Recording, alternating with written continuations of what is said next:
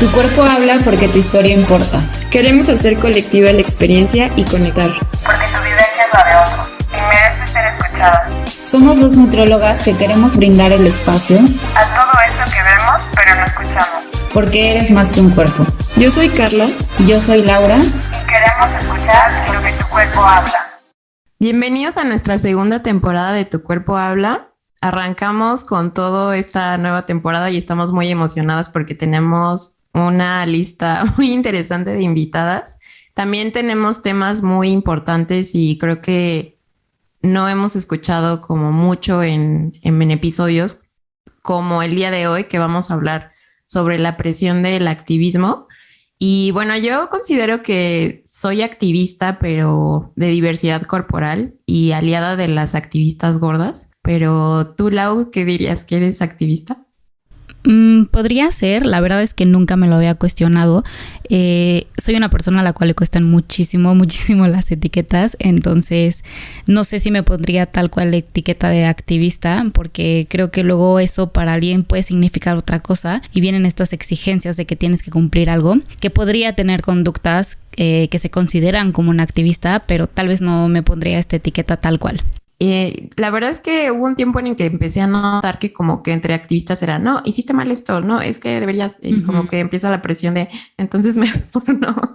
Sí. Pero sí es algo muy importante, o sea, yo jamás pensé que iba a terminar diciéndome activista, o sea, en mi vida, pero cuando entras en estos temas te das cuenta, o sea, entramos por la alimentación, pero terminamos hablando de feminismo, lo cual nunca pensé que me iba a pasar, no tenía ni idea, creo que era muy ignorante en ese tema, como que solo me quedaba con lo que te enseñaban los medios. Y bueno, justo por eso hoy tenemos a una invitada que es Jimena Argüelles, que es emprendedora y activista feminista. Bienvenida a Tu Cuerpo Habla.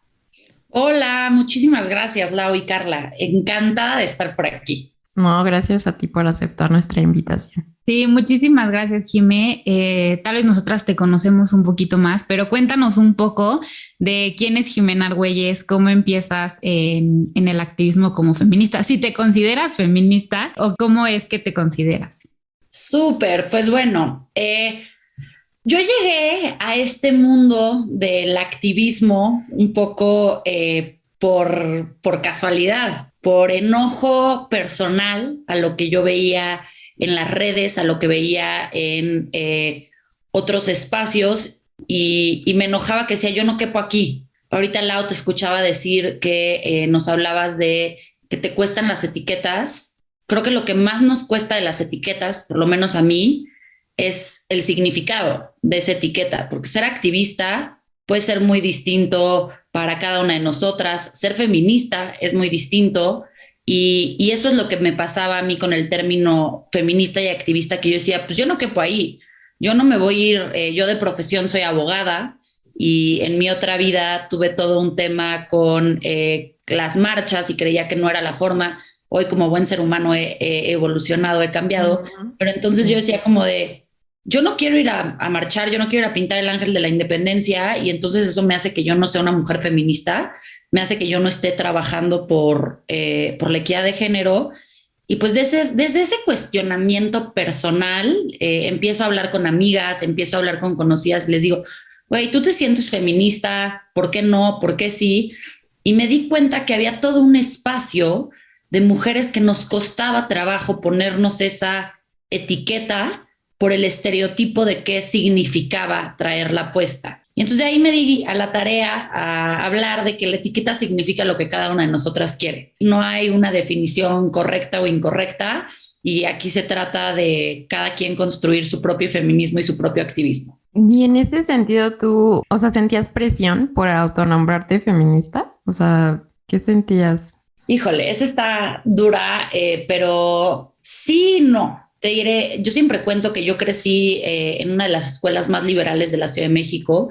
Crecí, la verdad, en una familia muy liberal, pero incluso en estos espacios, cuando era más chica, llamarte feminista era así como hasta insulto. Así de, ay, no mames, esa feminista. Ay, así. Y entonces fue como que hasta los, ¿qué será? 27, 28, no sentía ningún tipo de presión por llamarme feminista. Pero de repente entra como este auge. Recordemos en 2020 fue la marcha más grande del Día de la Mujer. Y creo que ahí fue cuando empecé a sentir la presión de llamarme feminista. Oye, Jimé, cuéntanos, detrás de esta como presión que empezaste a sentir, ¿alguna vez has recibido algún comentario de que si eres la que raya o que si no te puedes depilar? O tú que a mí también te me haces como que te encanta la ropa y los zapatos, o sea, como, ay, ¿cómo te vistes así si eres feminista? ¿Recibiste algún comentario? Mira, he recibido hate de todo lo habido y por haber, que si soy demasiado feminista, que si no soy suficientemente feminista, no hay como darle gusto a la gente. Tengo que decir que principalmente sí he recibido hate más de la parte, bueno, no hate, pero algo que recibo mucho es, ay, pero no pareces feminista. Ay, pero si tú te pintas las uñas, ay, pero estás muy bonita para ser feminista, eres muy educada para ser feminista, más cosas como... Y sí. Entonces, o sea, al principio mi mayor miedo de autonombrarme feminista era de otras mujeres, de mujeres más eruditas en los estudios de género, mujeres que ya llevaban mucho tiempo autonombrándose feministas, y yo decía, puta, me van a hacer mierda, me van a acabar porque va a ser como de no encajo con ese perfil. Pero no, la verdad es que como que en ese sentido creo que mi comunidad está muy a la par de, hay mujeres que van 3 pasos adelante que yo y que entonces me ayudan a entender lo que todavía no entiendo. Y hay mujeres que están 3 pasos atrás de mí, a las que yo ayudo. Diría que más el hate viene de esta parte de personas que no han entendido de qué se trata el feminismo y es como, es que tú no pareces feminista y yo, ¿cómo se ve una feminista? Exacto, ¿cómo se tiene que ver o qué? Siento que se imaginan a una mujer lesbiana como que se deja el vello, que no se arregla. Creo que es el estereotipo que la gente tiene en la mente. Totalmente, es algo que está súper estereotipado y algo que últimamente me gusta comentar mucho es, les digo, si realmente el feminismo dependiera de si me pongo tacones, me depilo o me pinto las uñas, ya se habría caído el patriarcado. Entonces dejemos de... Totalmente. No es tan sencillo. Oye, Jimé, y contándonos un poco, también te hemos escuchado decir mucho que es la importancia de hacer el feminismo a tu medida. Y también un poco me impresionó que lo que más miedo te daba era el ataque de otras mujeres, bueno, ataque entre comillas, ¿no? Y, o sea, que estamos buscando justamente todo lo contrario con el feminismo y muchas veces termina en eso, ¿no? Tú eres más feminista que yo y tú sabes... Y terminamos, en vez de apoyarnos, al final terminamos igual o peor. Entonces, ¿cuál sería para ti la importancia de hacer el feminismo a tu medida y de apoyarnos entre nosotras? Creo que esto de lo que hablas de que entre mujeres, desafortunadamente muchas veces sí cumplimos con ese estereotipo de que las mujeres somos las peores enemigas de otras mujeres y se ve en el hoy muy sonado feministómetro. Entonces, este termómetro del cual... Hay personas que miden qué tan feminista eres o qué tan poco feminista y esto fue parte de lo que a mí me costó para entrar. Yo decía, oye, el feminismo es un club secreto como los Illuminati, alguien me va a entregar mi credencial, hay un set de reglas y si hay un set de reglas, ¿quién las decidió? Porque yo no estuve en esa conversación. Entonces, creo que a ver, si nos vamos a las raíces del feminismo es la búsqueda de la igualdad entre los hombres y las mujeres de hecho y de derecho. Eso es el feminismo. O sea, si tú buscas la definición, eso es. Y de ahí surgen las corrientes que le pueden agregar distintos tintes. Pero en el sentido del feminismo puro, no habría por qué ser más o menos feminista. Simplemente mientras estemos buscando una equidad de género, estamos actuando de una forma feminista. Y por eso yo digo que también los hombres tienen que estar involucrados porque es un tema de cambiar con nuestras pequeñas acciones diarias. Y a lo mejor para mí, Jimena, que crecí en un espacio muy liberal, decirle a mi papá que no le voy a levantar el plato es algo muy normal, pero para una chava que vive en una casa no sé, pensemos en el norte del país o en el sur, que siguen siendo espacios más conservadores, que su familia es muy conservadora, ella decirle a su mamá o a su papá, hoy no le voy a hacer la comida a mi hermano, o sea, me parece a veces mucho más feminista que ir a pintar el ángel de la independencia. porque para mí el feminismo parte también de nuestro contexto propio, que de ahí viene todo el tema de feminismo hecho a la medida. ¿Qué te sirve a ti? ¿Qué te sirve a ti como persona en el momento en tu vida y en el contexto en el que estás viviendo? Yo cuando entro a empezar a estudiar temas de feminismo, pues empiezo a ver que hay muchísimas corrientes, que normalmente todas pensamos que hay feministas y feministas radicales y ya. Y aparte ni siquiera se entiende bien. Hace poco una amiga me explicó que el feminismo radical ni siquiera es lo que creemos, que el feminismo radical separatista es este estereotipo que nosotros vemos de las que odian a los hombres, que quieren totalmente separarse. Entonces entro a estudiar distintas corrientes muy autodidactamente y ahí me doy cuenta que yo misma me identifico con distintas formas de feminismo. Por ejemplo, en cuanto a mis políticas, yo soy emprendedora, entonces en cuanto a mis políticas de mercado, mis políticas económicas, tengo que decirlo, soy una feminista muy liberal, una feminista, lo que llaman muy blanca, que cree en el libre mercado, estudié en el ITAM, entonces creo en eso fielmente, pero también empecé a leer sobre el lesbofeminismo. El lesbofeminismo, parte de su premisa fundamental es un mundo sin hombres, y eso conmigo no jala, pero saben que sí jala el tema del cuerpo. Cuando yo empecé a leer tratados lesbofeministas acerca de recuperar nuestra autonomía de nuestro cuerpo, dejar de ponernos en un lugar de ser un objeto de deseo sexual del hombre, romper con la idea patriarcal del cuerpo, me encantó. ¿Y qué hice? Lo tomé. Porque tampoco se trata de ponerle a Jimena 20 apellidos feministas y decir, Jimena es una feminista blanca, liberal, un cuarto de lesbofeminismo, 3/4. No es, yo no me identifico con ninguna corriente como tal. Yo he agarrado cosas de corrientes que a mí me hacen sentido y ya. Y para mí eso es el feminismo hecho a la medida. Me gusta. Sí, me gusta y hace que tendrá como medio año que en mi cabeza estaba mucho esto de cuando te sales de un paradigma y entras a otro, pero te llenas de deberías, en lugar de liberarte. O sea, como que sí pasa un momento de liberación cuando te explota la cabeza y dices, claro, todo me hace sentido, pero luego sin darte cuenta entras a otro, como otros, sí, reglas que deberías seguir y entonces te vuelves a encasillar y te vuelves a sentir como si no lo estuvieras haciendo bien. Entonces ahí fue cuando me di cuenta que estaba sintiendo esto y dije, no, a ver, no salí de un paradigma como para entrar a otro que me haga sentir que pues estoy mal. Claro. Entonces empecé a hacer lo que tú dices, como que sin darme cuenta, de hacerlo a mi medida y decir, ok, con esto me quedo. No se trata de sentir culpa por estar haciendo X cosa, ¿no? Me acuerdo que incluso escuchaba a Cuerpada, que es una invitada que tuvimos en la temporada 1.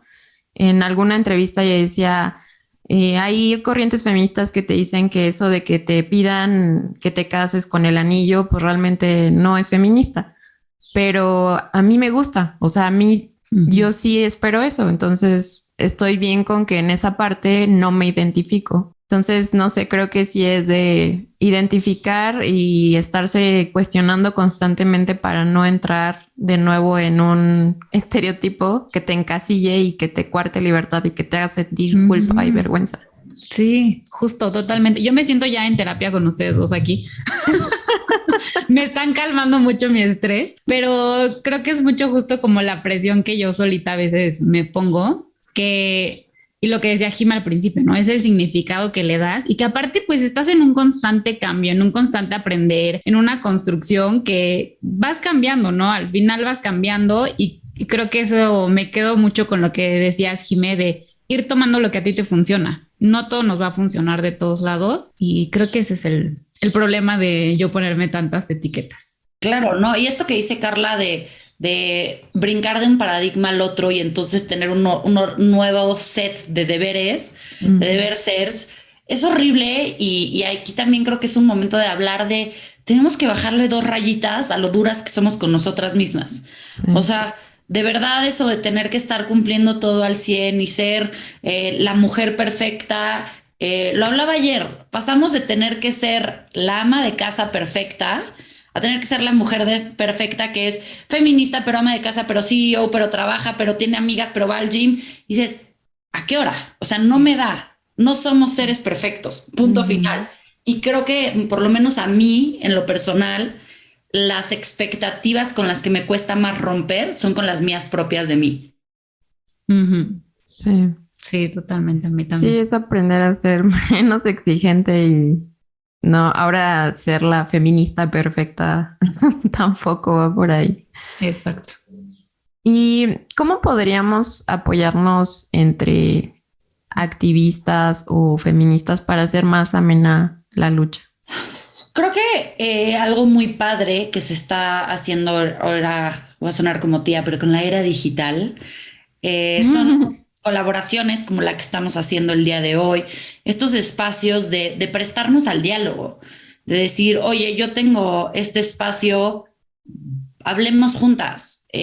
Oye, el otro día me decía una amiga, puedes venir a dar una conferencia, trabajo con un grupo de niñas que han sido víctimas de violencia. Ir, o sea, estar presentes, echarle porras a las otras. O sea, por ejemplo, aquí las tres que estamos sentadas, ustedes tienen un podcast y yo tengo un podcast. No porque yo tengo un podcast quiere decir que no voy a venir a su podcast, que no le voy a echar flores, que no lo voy a apoyar, que no lo voy a escuchar. Las personas tenemos capacidad de escuchar N podcasts al día. Entonces, pensar que el pastel es finito, pensar que solo hay un pastel y nos tenemos que dividir el pastel, es esa mentalidad que creo que luego no nos deja hacer estas alianzas sororas en las que decimos, pues si solo hay un pastel, hagamos otros 20 pasteles. No nos clavemos en que si ustedes tienen 10 escuchas, yo ya no voy a tener escuchas. O sea, hay para todas. Hay para todas. Y es algo que creo que las niñas desde chicas nos ha costado entender porque no nos han enseñado, creo que es un tema de enseñanza, de competir sanamente. Yo siempre lo digo, cuando tú ves a los hombres que crecieron jugando fútbol o algún deporte de equipo, por supuesto que también hay mujeres, y cada vez más, pero bueno, yo lo veo con mis amigos. O sea, ellos van a la cancha de fútbol, se agarran a madrazos, se pelean, se gritan, salen de la cancha y son los mejores amigos del mundo. Sí.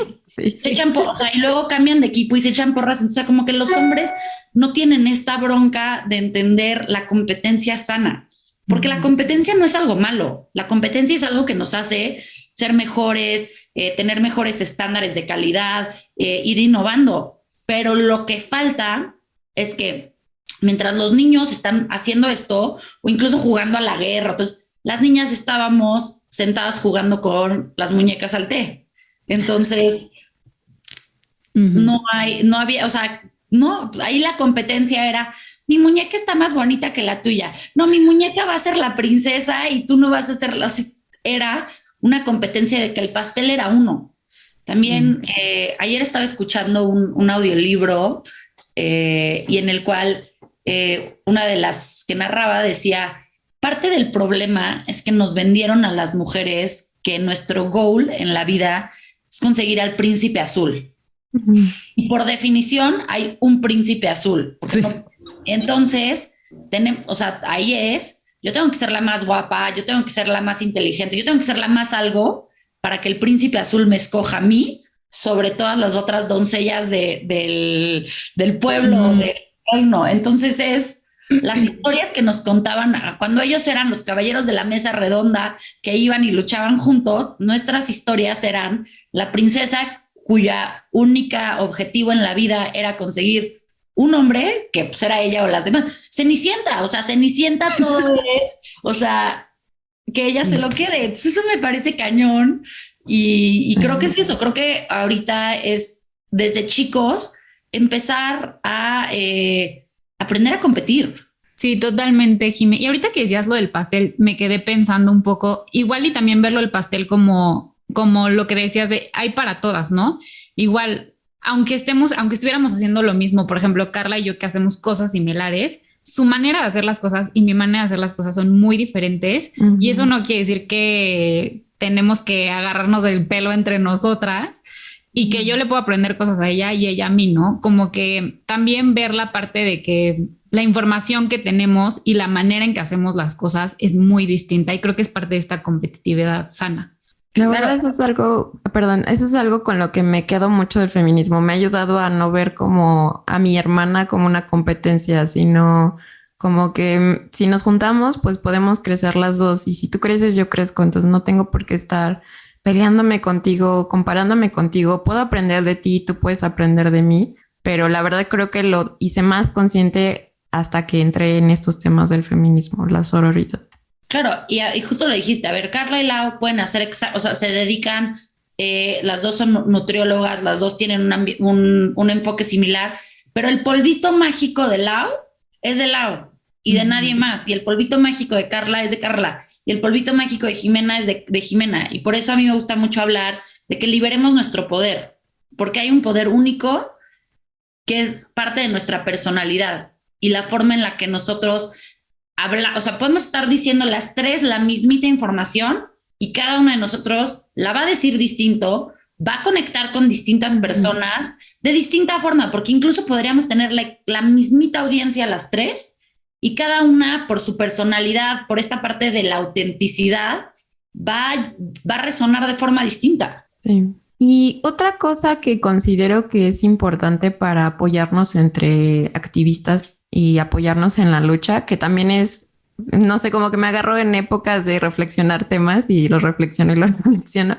Y otro de los temas que reflexionaba el año pasado era sobre respetar luchas y no ocupar voces que no nos corresponden. Por ejemplo, Lau y yo sí queremos hablar de gordofobia. Como ella y yo somos delgadas, no vamos a hablar de gordofobia, sino vamos a dar el espacio para que alguien más que ha sufrido esa violencia lo hable.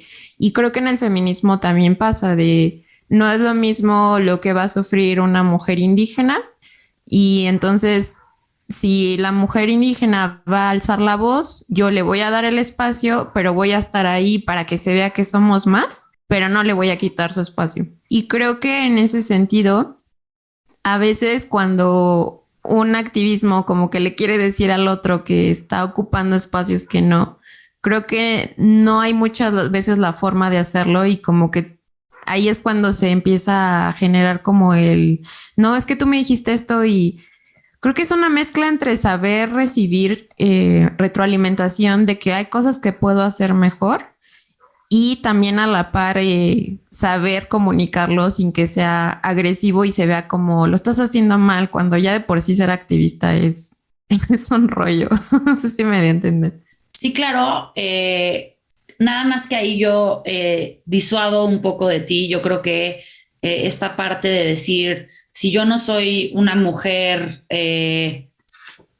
indígena, yo no puedo hablar de sus doleres, de sus problemas, no me gusta. Yo creo que es tema de decir, yo puedo hablar desde la honestidad, de decir, a ver, no es un tema que yo sufra, pero es un tema con el que puedo tener empatía y del que si tengo una opinión, la puedo dar. De ahí alguien más puede llegar y decirme, oye, tú pues desde tu privilegio no lo entiendes. Bueno, pues ven y dímelo. Pero yo no creo en ni la autocensura ni que nos censure a alguien más. Creo que por eso vivimos, todos queremos una democracia, porque la libertad de expresión es una de las cosas más importantes y es algo, por ejemplo, que a mí me molesta mucho de la cultura de la cancelación.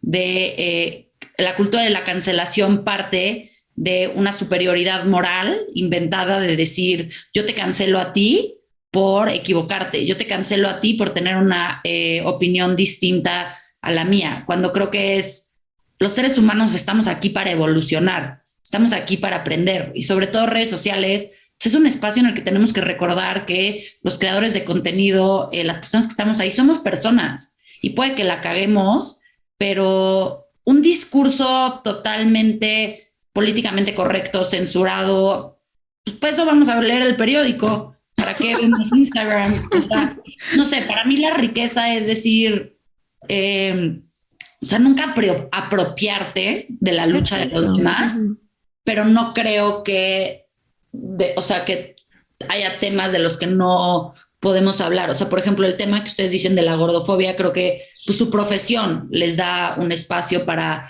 poder hablar desde la gordofobia, porque la realidad es, puedes ser víctima de gordofobia, pero somos un país con gordofobia internalizada. Todos somos gordofóbicos en México. Entonces, creo que es eso, creo que es de, o sea, si ustedes se pusieran a decir, no, es que yo sufro de discriminación por gorda, pues ahí sí sería como de, oye, hermana, no, pero sí es como de la parte.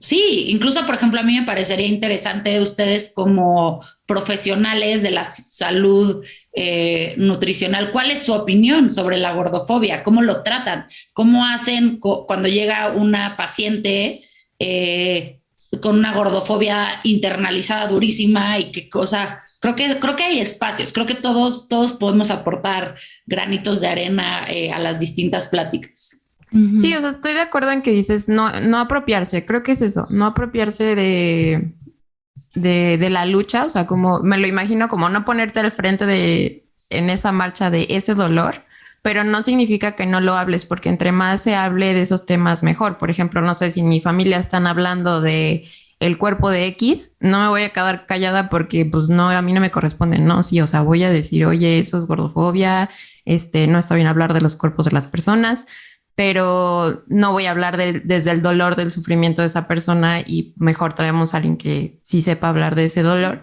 Pero estoy de acuerdo contigo en el sentido de que entre más se hable y entre más espacios llegue, pues muchísimo mejor, ¿no? Sí, y también creo que es un poco darle voz, porque muchas veces, ¿no? Pensando en las personas gordas o pensando en las personas indígenas, pues al final son comunidades que han sido oprimidas, ¿no? Entonces, si alguien más no llega y alza la voz por ellos, igual y no se va a escuchar de la misma manera, ¿no? Ahorita me acordé mucho en el episodio que grabamos sobre feminismo y perspectiva de género. Justamente nuestra invitada nos decía, al final, si los hombres no ceden un lugar para las mujeres, pues no se va a poder alzar y no vamos a poder tener esta igualdad que estamos buscando, ¿no? Entonces creo que es un poco también como ok, te echo la mano, como decía, ¿no? No me apropio de tu lucha y de tu opresión, pero eso no quiere decir que no te pueda ayudar a alzar la voz. Exacto.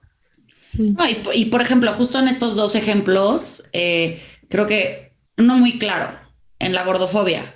La gordofobia, desafortunadamente, es algo que todas las personas con cuerpos gordos, con cuerpos grandes hemos sufrido, pero no se le empezó a dar el valor hasta que personas delgadas no empezaron a hablar de ella, porque era como de pinche exagerada.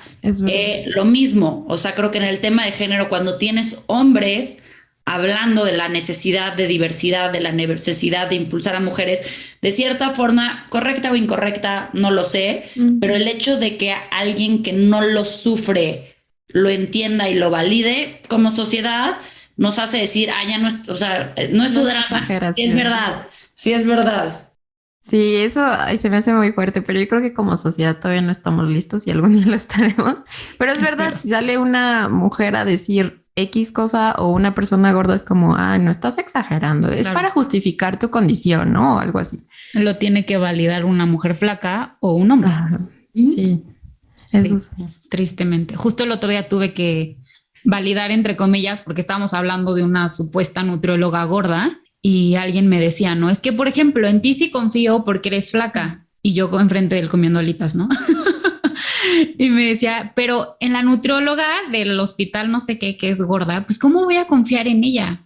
Y yo, oye, pero, o sea, ¿qué tiene que ver sus conocimientos con la forma de su cuerpo? Ya sabes, yo así como que empezaba a cuestionarlo, pero, o sea, justo es un ejemplo, ¿no? De seguro si ella dice lo mismo, no le van a dar esa importancia o ese valor que podrían darme a mí tristemente solo porque mi genética me hizo flaca. Está cañón. Yo antes seguía muchas más cuentas de como wellness y fitness y nutriólogas y así, y la verdad es que he depurado, pero algo que escuchaba mucho era nutriólogas que decían, es que yo como nutrióloga tengo que estar flaquísima, tengo que hacer ejercicio, porque si no, ¿cómo un paciente va a creer en mí si yo no tengo el cuerpo que ellas desean? Y es como... Sí. Sí, Es está mucha fuerte. presión. De hecho, vamos a hacer un episodio de eso para desahogarnos, ¿verdad, Lau? Sí. Me parece excelente. Sí, porque también, digo, lo hemos mencionado antes, pero dentro de la carrera hay muchísimo trastorno de la alimentación justamente por lo mismo. Ujú. Pero bueno, justo hablando de este tema, Jimé, ¿cómo a ti como feminista y emprendedora te ha ayudado el conocer más sobre la cultura de dieta y la gordofobia? Híjole, es eso todo, creo que el entender que existe la gordofobia, que existe este tema de la cultura de la dieta, ha sido una de las cosas más importantes para yo poder ser la activista que soy hoy en día en redes sociales y una parte muy importante de mi feminismo. Yo lo he platicado muchas veces, pero yo empecé a hacer dieta a los 14 años y dejé de hacer dieta a los 29 años. Lo digo claramente, luego la gente se ofende. No conozco a todas las nutriólogas de México, pero conozco una gran variedad de nutriólogas de México. He hecho muchas dietas, desde las dietas, de hecho, la de la zona, la de Pronocal, keto, la de inyectarte hormonas, intermittent fasting, todo. Y el romper con eso a mí me ha dado un espacio para encontrar quién es Jimena. Cuando Jimena deja de ser una persona que está obsesionada con tener el peso ideal, entonces pasa mínimo 10% de su día pensando en qué no puede comer, 40% de su día haciendo ejercicio y el resto del día pensando en cómo va a compensar lo que sí se comió, porque aparte soy alguien que le encanta la comida, me encanta la bebida, entonces nunca realmente pude hacer así al 100 las dietas, entonces tenía conductas compensatorias horribles. Cuando deja de vivir en esa obsesión, encuentro espacio para reflexionar en otras cosas, espacio para conocerme, espacio para pensar. En vez de estar obsesionada de contar mis calorías, puedo decir, pensar en qué significa el feminismo para mí. Es decir, el salirme de esto me ha dado un espacio de reflexión muy grande. Y creo que eso es como la conexión directa. Y también creo que el tema de poder hablar del amor propio, de la liberación del cuerpo, de la cultura de la dieta, pues es también una forma de feminismo, porque es el cuerpo ideal es un constructo del patriarcado. El cuerpo ideal está siempre basado en la sexualización de la mirada masculina. Entonces, cuando rompes con eso, rompes con que las mujeres estamos aquí para el placer de los hombres. Sí, que no estamos de adorno, ¿no? En algún punto pensé, y bueno, también escuché que decían que al feminismo le faltaba mucho agregar temas de gordofobia y cultura de la dieta, porque como si tenemos tan interiorizada la idea de que gordura es igual a persona no sana, entonces como que habían feministas que decían, no, pero es que eso sí no está bien porque pues no es salud. Entonces siento que no sé si a este 2022 ya hemos avanzado en ese aspecto, creo que sí, pero sí creo que muchos años le ha faltado al feminismo agregar temas de gordofobia. Claro, cuando se habla del feminismo interseccional y hablamos de estos grupos, estamos de unos grupos que sufren otra opresión además de ser mujeres, pues también, o sea, así como hay los grupos indígenas, los grupos afrodescendientes, la comunidad LGBT+, también hay el feminismo gordo y debería de haber una corriente que hable del feminismo gordo. O sea, el simple hecho de poder decir la palabra gordo y quitarle la connotación negativa, eso ya es como un gran paso, que yo lo admito, a mí me cuesta. O sea, yo tengo un cringe interior horrible cada vez que defino mi cuerpo como un cuerpo gordo, pero es una de las promesas que yo me hice a mí misma y a mi comunidad. Si yo no le quito el estigma, ¿quién más se lo va a quitar? Si yo tengo miedo a nombrarme como una persona gorda, quiere decir que yo solita le estoy poniendo una carga negativa, cuando gordo y flaco son adjetivos neutros. Sí, y justo te íbamos a preguntar, primero si te fue fácil compartir esta parte de tu proceso, porque al final es una parte muy personal que, o sea, tiene que ver sí con el feminismo, pero al final como emprendedora, como compartirte esta parte de tu proceso. ¿Y por qué crees que es importante para tu comunidad que vea esta parte de Jime? Es dificilísimo. Yo creo que todo lo que comparto es lo más difícil lo más difícil porque es lo más personal y es una de las heridas más profundas que yo tengo. Entonces, pues esa parte es, ahí sí, cuando me dicen como de, es que lo haces tan bien y se te da tan fácil, no, amix, o sea, me cuesta muchísimo. Por ejemplo, hace unas semanas hice un live en el que literal me puse yo a hablarle a la cámara, justo que tenía mi copa de vino, porque dije, no hay forma de que yo me ponga a hablar de esto. Cuando recién empecé a subir fotos mías en bikini, me moría. O sea, de verdad era un dolor interior de decir, ¿por qué? ¿Por qué lo hago? Y creo que eso responde la siguiente, tu otra pregunta, porque yo he visto mujeres que a mí me han inspirado a hacerlo, que lo hacen. Y como ellas estaban en ese lugar de vulnerabilidad, que ellas dejaron caer como esta pantalla, fue que a mí me dio la valentía de poderlo hacer, y creo que el yo hacerlo va a ayudar a otras, va a decirle a otras personas que está bien, que no pasa nada, o sea, que aquí sigo, que no me he desintegrado porque subí una foto de mí en bikini, que no, o sea, es esto sí, como creo que estamos todas en un proceso, y siempre en un proceso, si estamos haciendo un caminar, hay algunas que están en el mismo lugar que tú, otras que están 3 pasos adelante y otras que están 3 pasos atrás. Y entonces para mí es una cadena de buenas vibras, de lo pongo ahí y tú tómalo, y toma lo que te sirva y lo que no, no. Y la verdad es que yo pensé que iba a recibir muchísimo hate y que me iban a decir muchas cosas, y la verdad es que fuera de ahí uno que otro comentario de así de lo peor que existe es una gorda con autoestima. En general la gente ha sido como muy, lo ha recibido muy bien. Quiero sí también ser muy honesta de que no porque suba una foto en bikini ahorita o hable de esto quiere decir que ya estoy al final del proceso. Es un proceso de construcción. O sea, el otro día les compartía que ha sido muy difícil para mí estos últimos 2 meses porque me he querido poner a dieta, porque me veo al espejo y no me gusta lo que veo, pero yo no he encontrado ese punto medio, porque también no creo que el amor propio sea, me tengo que dejar ir y a ver en dónde queda mi peso. O sea, el tema es cómo concilias, o sea, cómo encuentras ese balance, cómo te das cuenta si estás haciendo ejercicio y dieta porque es algo que tú quieres o es algo que quiere la sociedad. Ese para mí es como el peor punto, porque de un lado tengo las personas que es como de, oye, a huevo, que ya no estás a dieta. Y luego cuando externo estas preocupaciones me dicen como de, ay, qué bueno que ya lo entendiste, ya vuélvete a poner a dieta. Y la realidad es que yo hoy el peso que tengo no es, al principio sí, en la pandemia de repente me estaba comiendo 4 Cinnabons al día. No, o sea, eso sí lo digo, no me parece que sea una conducta sostenible y sana, pero hoy en día llevo una dieta muy balanceada. O sea, la gente me dice como de, es que lo que te falta es aprender a comer. Y yo no, a ver, justo por todo este proceso, yo sé comer, sé las porciones, sé pero mi cuerpo, o sea, ahorita el tema es mi cuerpo hoy es como es en algo sostenible. Entonces, tengo 2 opciones. O trabajo en aceptarlo, o sí me voy a tener que poner a dieta, porque ya probé el punto de que es, o sea, el peso en el que estoy hoy, el cuerpo en el que estoy hoy, la talla en la que estoy hoy, no es una talla de excesos.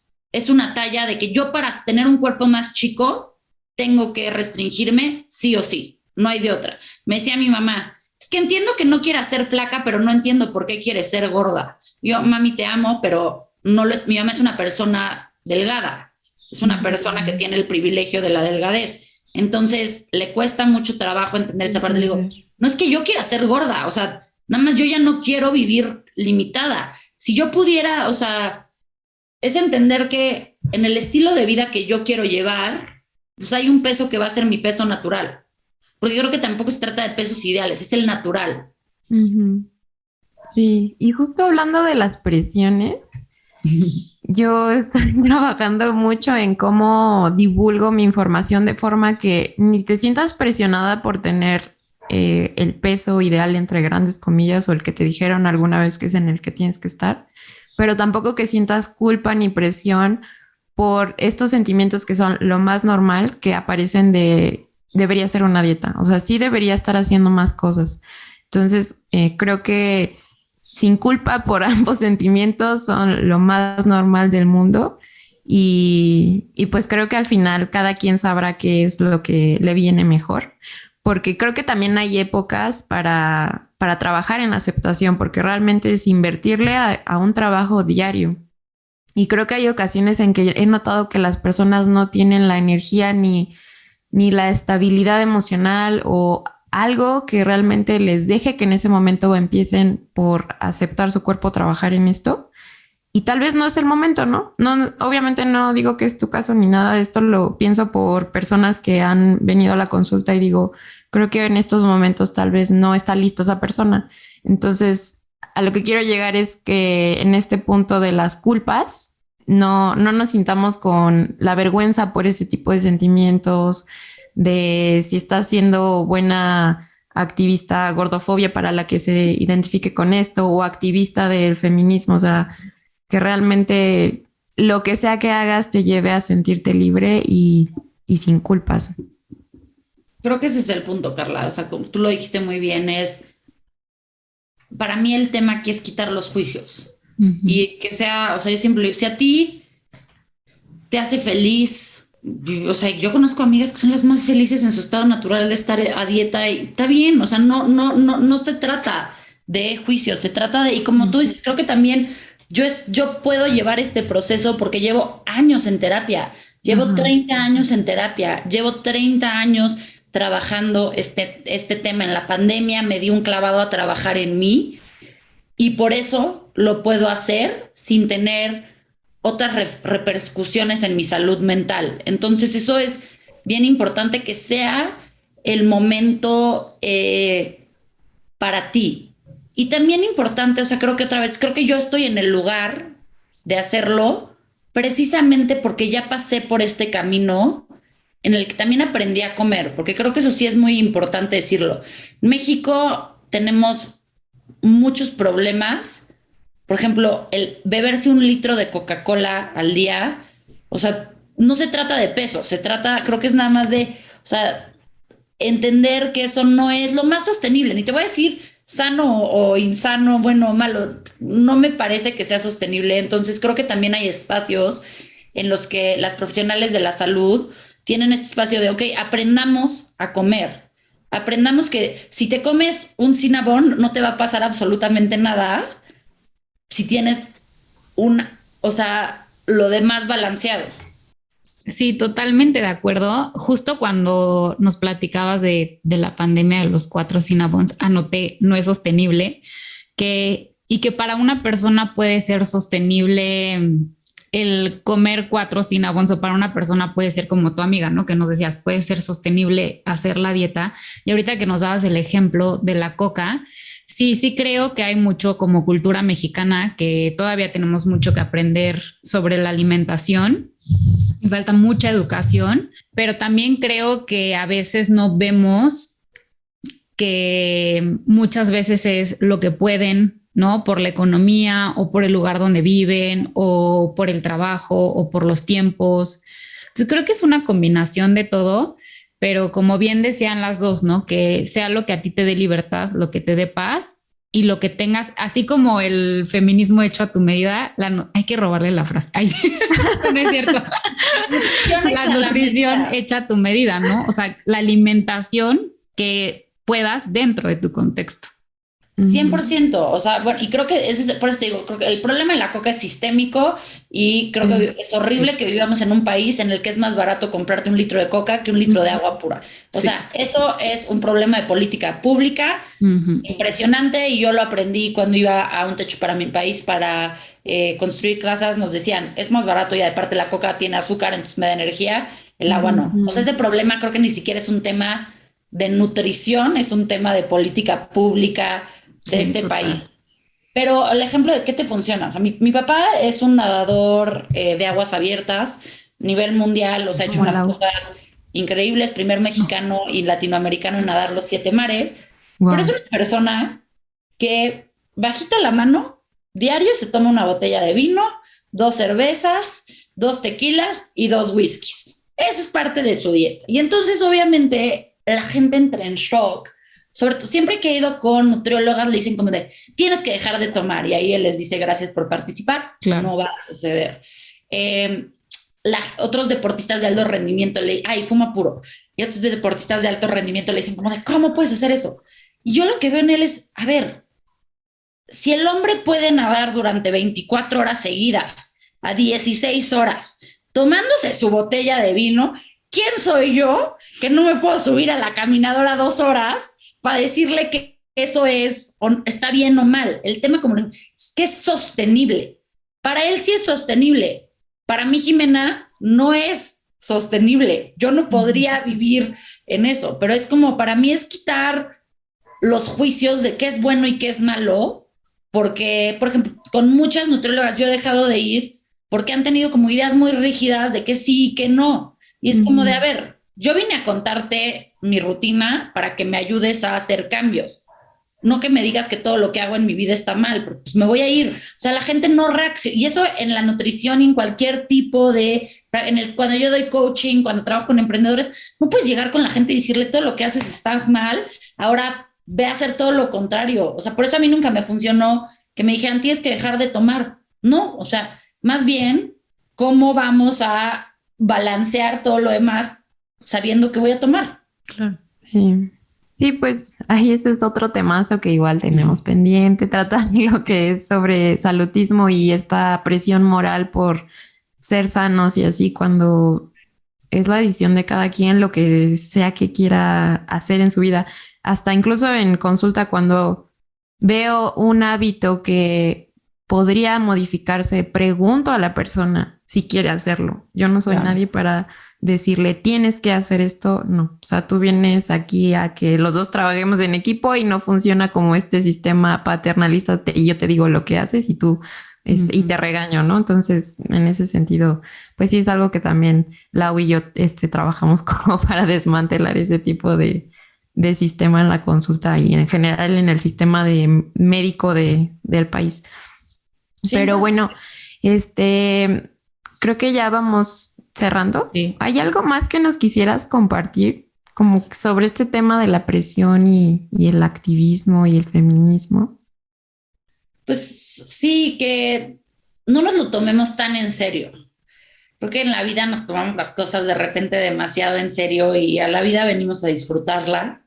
Venimos yo creo que a cumplir distintas misiones, cada quien. También quien diga, yo no tengo interés de ser activista, yo no quiero ser activista, no lo hagas. O sea, no creo que haya un deber moral de ser activista en un tema. Creo que el único deber que tenemos los seres humanos es tener un propósito.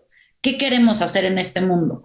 Y eso creo que es desde quiero que dejar a una familia mejor económicamente de lo que yo la recibí, quiero tener unos hijos que tengan estas oportunidades, quiero crear un imperio, quiero revolucionar la forma en la que se piensa en los sistemas de salud, o sea, desde lo más personal, porque la gente muchas veces cuando les hablo de propósito me dicen como de, tengo que cambiar el mundo. Le digo, no, o sea, relájate muchísimo. Estoy diciendo que no te tomes las cosas tan en serio, pero creo que el propósito es lo que hace la diferencia entre despertarse todos los días, despertarse los lunes y decir a huevo, o despertarse los lunes y decir ya quiero que sea viernes. Y eso es, o sea, ¿a qué vinimos a este mundo? Y por eso no es algo grandísimo, no es algo chiquitísimo, es algo que sea propio y es algo que cada quien tiene que definir qué quiere hacer con su vida. Entonces, esa sería mi tema y pues muchas gracias por invitarme a estar aquí con ustedes. De verdad creo que es súper importante estos temas que hablan. Me encanta escuchar sus enfoques como profesionales de la salud. Creo que si hubiera llegado con personas como ustedes desde más chica, mi historia hubiera sido otra. Muchas gracias, Jim. Pero no te creas, igual y cuando ibas con nutrólogas, nosotras andábamos en ese enfoque. Éramos mesocentristas. Oye, Jimé, y no te nos escapas sin antes respondernos nuestra última pregunta, que es, si tu cuerpo te hablara hoy, ¿qué te diría? Vuela. vuela y no hay límite a lo que puedes hacer. Ah, qué bonito. Me encantó. Me suena como hambre de crecimiento y de libertad. Jimé, ¿quieres compartirnos tus redes? Claro. Sabemos que tienes por ahí un grupo, un podcast, entonces compártenos todo. Claro que sí, me pueden encontrar en Instagram como @Jime_Argüelles, que es ARGUELLES. Así también estoy en TikTok. Sí, ya soy la tía de TikTok. Tengo un podcast que se llama Ensalada Feminista. Nos pueden encontrar en Spotify y en Apple Podcast. Y si les interesa esta idea de feminismo hecho a la medida, tengo un proyecto que se llama Todas Podemos. Se lo pueden encontrar como @todas.podemosmx, en el cual yo soy la voz editorial, pero tenemos temas súper diversos sobre cómo construir un feminismo hecho a tu medida. Súper. Padrísimo. Oye, y sobre tu servicio, o sea, si alguien como quisiera acercarse a ti, como que sepan qué ofreces y así. Buenísimo, pues justo van a tener el premiere aquí. Para que este episodio me encanta que se va a timear muy bien. Estoy justo por ya empezar a trabajar con mujeres.